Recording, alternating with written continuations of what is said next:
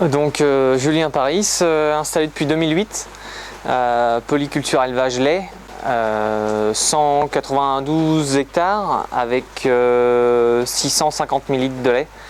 Dans la rotation donc du blé, de l'orge, de la luzerne, du colza, févrole, je fais du lin, des prairies permanentes.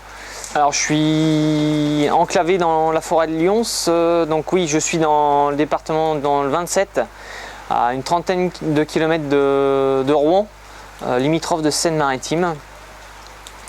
Enclavé donc dans la forêt domaniale de Lyons avec du terrain qui passe du très très bon limoneux profond on va dire, et par endroits cailloux, argile à silex et des zones très humides, hydromorphes. Je passe vraiment dans des parcelles de l'un à l'autre, du plat, de la pente.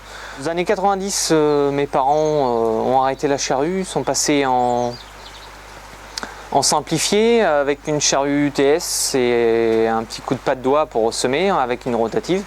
Puis 2009, je suis juste avec un petit coup de disque, un déchômage peu profond, et je passe seulement la charrue UTS devant maïs et devant colza.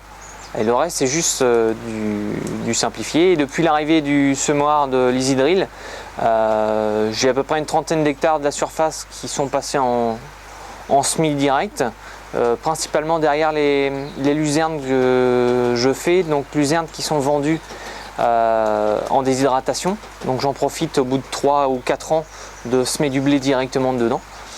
La simplicité, la possibilité dans mon cas, de pouvoir aller sur du déchômage, sur du semis direct, de faire, il est très polyvalent, on peut aller sur les deux.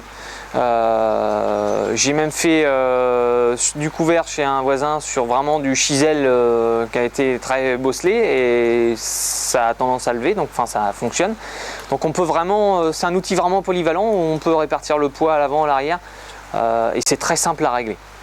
Moi mon souci c'était principalement derrière maïs ensilage où mon semoir collait pas du tout, je ne laboure pas du tout derrière le maïs ensilage. Je remettais un petit coup de dent juste pour boucher les trous et mon semoir avait tendance à chaque coup les cannes de colza à sauter et ça me faisait des trous dans le semis. Et là avec l'Isidril, franchement tout le semis, il n'y a pas de trous, enfin ça a vraiment bien marché. Il y a quand même 30 hectares d'ensilage sur l'exploitation, donc 30 hectares de blé derrière, il ne faut pas les rater non plus. Donc ça vraiment j'ai un gros plus par rapport à ça. Et puis pour la petite histoire, je me suis fait peur, j'ai même semé du lin avec. Il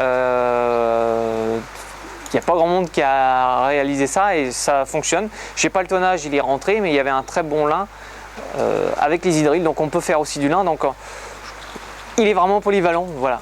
Le dit elle-même, Isidril c'est vraiment simple, c'est des réglages très simples. L'autonomie aussi de la caisse qui est sensationnelle pour un 3 mètres. Moi aujourd'hui je suis tout seul sur l'exploitation avec mon salarié, donc avec des vaches laitières, donc tout le temps est compté.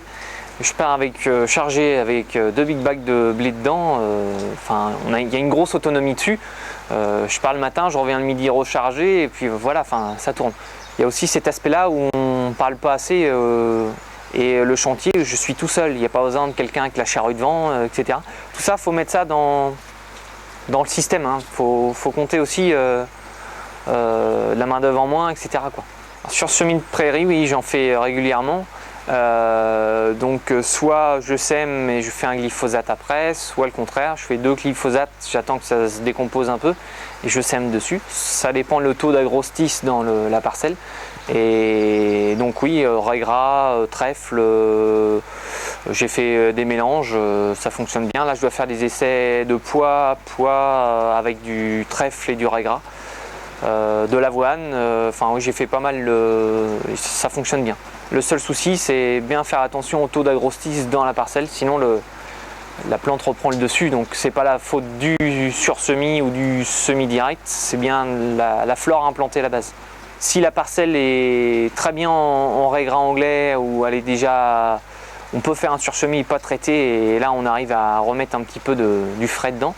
Mais sinon, non, faut pas. Pour moi, il y a eu à chaque fois des échecs quand le taux d'agrostis était trop présent. Alors moi je suis très content du service Sky. Pourquoi? Parce qu'il y a du monde derrière, un coup de téléphone, on parle pas que de la machine, il y a un côté suivi, on parle de la terre, on parle du sol, on n'est pas lâché tout seul dans la nature. C'est pour ça aussi que je suis venu chez Sky à la base. Ça permet aussi de se regrouper puis de parler un petit peu autour d'une table et de se rassurer aussi, parce que quand on se lance en semi-direct ou en très simplifié comme je peux le faire aujourd'hui, on se retrouve tout seul, hein. On est regardé par tous les voisins, et est-ce qu'on fait des erreurs, on ne fait pas d'erreurs, voilà, donc pour se rassurer, c'est vrai, il faut travailler à plusieurs. Donc Sky m'a permis ça en fait. Il y a un bon suivi derrière, il y a du monde derrière.